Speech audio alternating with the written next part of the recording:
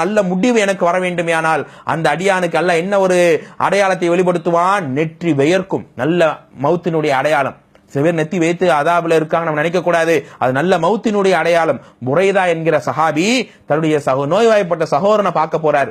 பார்த்தா நெத்தி வேர்த்து அவர் ஒரு மாதிரியா இருக்கிறார்.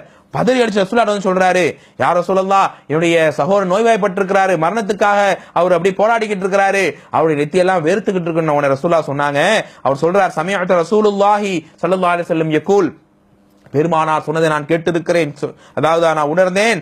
ரசூலுல்லாஹ் சொன்னாங்க, அல் முஃமின் யமூது பிஅர்கில் ஜபீன், முஃமினுடைய மரணம் நெத்தி வியர்வையோடு தான் இருக்கும் என்று சொன்னார்கள். இது ஒரு அடையாளமாக பார்க்கிறோம். அது மட்டுமல்ல, பெருமானார் இன்னும் சொன்னார்கள், நான்காவது அடையாளம், மா மின் முஸ்லிமின் யமூது யௌமுல் ஜும்ஆ அவ் லைலத்துல் ஜும்ஆ, எந்த ஒரு முஸ்லிம் வெள்ளிக்கிழமையோ அல்லது வெள்ளிக்கிழமை இரவு, அதாவது வேலைக்கிழமை நைட் என்ன சொல்லுவோம், வெள்ளிக்கிழமை ரவுன்றோம்ல, அப்படியான வேலைக்கிழமை நைட்டோ வெள்ளிக்கிழமை என்றோ ஒருவர் மரணித்தால் இல்லா வகஅஹுல்லாஹு ஃபித்னத்துல் கபர், அவருக்கு கபருடைய சோதனைகளை விட்டு அல்லாஹ் முழுமையாக பாதுகாக்கிறான். இப்படியான மரணத்தையும் அல்லாஹ் ரப்பல் ஆலமீன்